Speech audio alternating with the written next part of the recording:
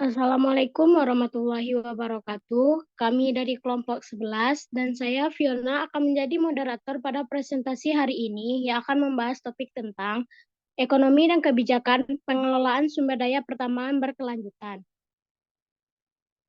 Baik, saya akan memperkenalkan anggota kelompok ini. Yang pertama dengan saya Fiona Desonulandari dengan NIM 22060154. Yang kedua Syuhaila Ayu Azri NIM 22060153. Yang ketiga, Yuza Adelia Khairan NIM 22060157. Yang keempat, Fitri Rahmawati NIM 22060113. Yang kelima, Farhan Al-Zafran NIM 22060111. Baik, kita langsung aja masuk ke materi yang pertama.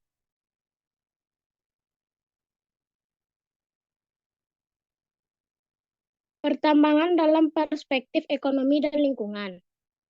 Dalam perspektif ekonomi, kontribusi terhadap perekonomian. Pertambangan seringkali menjadi salah satu sektor utama dalam perekonomian suatu negara. Pertumbuhan ekonomi, industri pertambangan dapat mempercepat pertumbuhan ekonomi dengan meningkatkan produksi domestik bruto atau PDB melalui ekspor mineral dan bahan mentah, investasi dan infrastruktur. Itu kegiatan pertambangan sering memicu investasi besar dalam infrastruktur seperti jalan, pelabuhan, dan listrik yang secara tidak langsung meningkatkan kesejahteraan masyarakat. Yang kedua, perspektif lingkungan. Kerusakan lingkungan adalah pertambangan seringkali menyebabkan kerusakan lingkungan yang serius seperti deforestasi, pencemaran air dan udara, serta degradasi lahan. Kegiatan ini dapat mengancam keberlanjutan ekosistem lokal dan kehidupan satwa liar. Emisi gas rumah kaca, yaitu proses pertambangan dapat menyebabkan emisi gas rumah kaca yang berkontribusi terhadap perubahan iklim global. Konservasi sumber daya, yaitu eksploitasi sumber daya alam yang berlebihan dapat menguras sumber daya yang tidak dapat diperbarui, seperti air dan tanah, yang pada akhirnya dapat merugikan masyarakat setempat. Materi selanjutnya disampaikan oleh Zafran.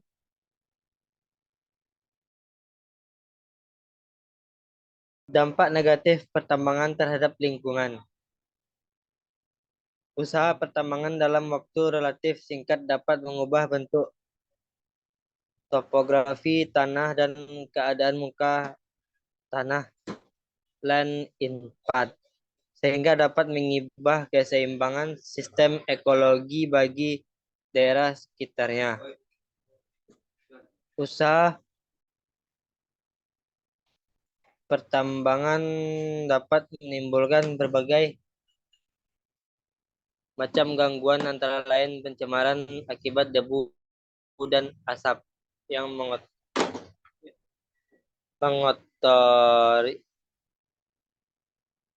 mengotori udara dan air, limbah air, taling serta buangan tambang yang mengandung zat-zat beracun. Pertambangan yang dilakukan tanpa mengindahkan keselamatan kerja dan kondisi geologi lapangan dapat menimbulkan tanah longsor, ledakan tambang, runtuhan tambang, dan gempa. Kegiatan pertambangan batubara dapat mengakibatkan masyarakat di sekitar terkena gangguan kesehatan berupa gangguan pernafasan akibat debu.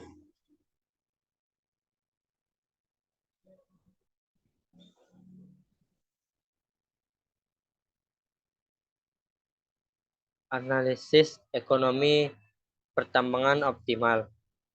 Analisis ekonomi pertambangan optimal adalah proses untuk menentukan strategi yang memberikan manfaat ekonomi maksimal dari kegiatan pertambangan dengan memperhitungkan berbagai faktor, termasuk biaya produksi, permintaan pasar, regulasi lingkungan, dan keberlanjutan sumber daya.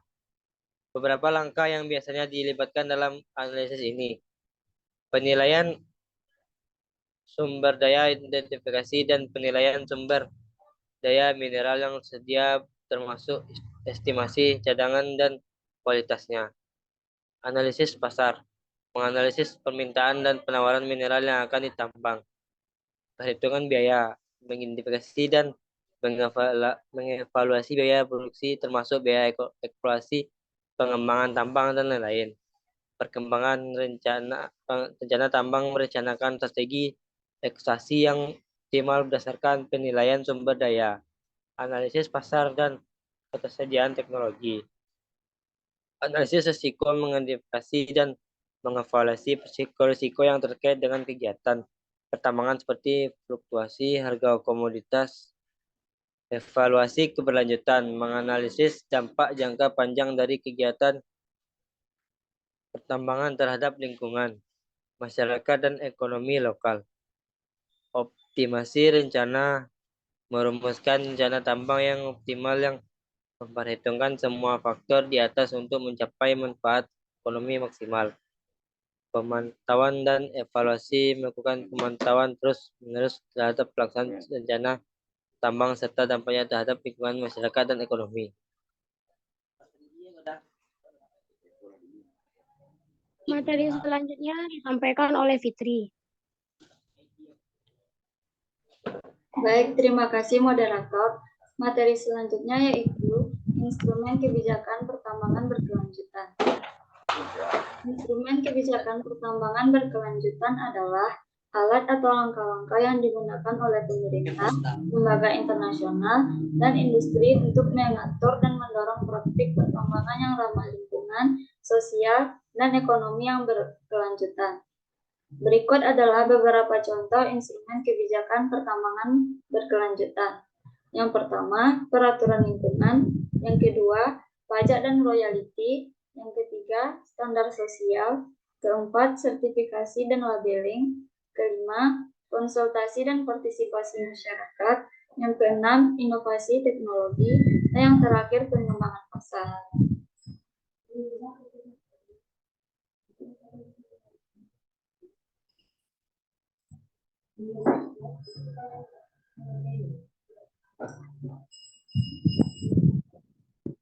Pertambangan tanpa izin atau PT dan kebijakan pertambangan rakyat atau KPR. PT merujuk pada kegiatan pertambangan yang dilakukan tanpa izin resmi atau legal dari pemerintah setempat atau otoritas yang berwenang. Biasanya terjadi di daerah-daerah di mana individu atau kelompok-kelompok kecil melakukan penambangan tanpa izin. PT seringkali terkait dengan praktik-praktik yang merugikan lingkungan seperti deforestasi, pencemaran air dan tanah. KPR adalah pendekatan yang didukung oleh pemerintah yang memberikan izin resmi kepada masyarakat lokal atau kelompok-kelompok kecil untuk melakukan kegiatan pertambangan dalam skala yang terbatas. Tujuan KPR adalah untuk memberdayakan masyarakat lokal. Kebijakan ini seringkali diiringi dengan pendekatan pembangunan berkelanjutan. Perbedaan PT dan KPR terletak pada legalitas dan pengaturan kegiatan pertambangan. PT melibatkan praktik legal, KPR melibatkan pendekatan resmi dan diatur oleh pemerintah. Sekian materi dari saya kembalikan kepada moderator. Baik, materi selanjutnya disampaikan oleh Yoza. Materi selanjutnya yaitu prospek pengembangan sumber daya energi yang bisa diperbaharui atau renewable energy. Prospek pengembangan sumber daya energi yang dapat diperbaharui atau renewable energy sangat cerah dan menjanjikan di masa depan. Ada beberapa alasan mengapa renewable energy memiliki prospek yang kuat. Alasannya adalah sumber energi yang terbarukan seperti sinar matahari, angin, air, dan panas bumi. Yang kedua, menyediakan energi bersih yang tidak menghasilkan emisi gas rumah kaca atau polusi udara. Ketiga, teknologi yang berkembang mengarah pada penurunan biaya produksi dan peningkatan efisiensi. Selanjutnya, semakin meningkatnya kesadaran akan dampak perubahan iklim dan ketergantungan terhadap sumber daya energi konvensional telah mendorong permintaan untuk energi terbarukan. Investasi besar dalam pembangunan infrastruktur. Dan alasan terakhir ialah potensi inovasi lebih lanjut dalam bidang energi terbarukan masih sangat besar. Sekian dari saya kembalikan kepada moderator. Baik, materi selanjutnya disampaikan oleh Syuhaila. Materi selanjutnya, perspektif tata pamong lingkungan sektor pertambangan ke depan. Penerapan teknologi hijau, integrasi teknologi hijau dalam praktik pertambangan akan menjadi semakin penting.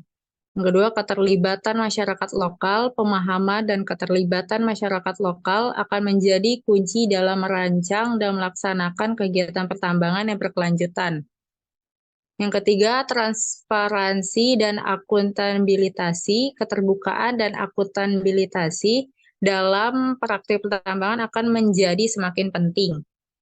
Pengelolaan resiko dan kecelakaan. Perencanaan dan pengelolaan resiko yang lebih baik akan menjadi prioritas untuk mencegah kecelakaan lingkungan yang serius.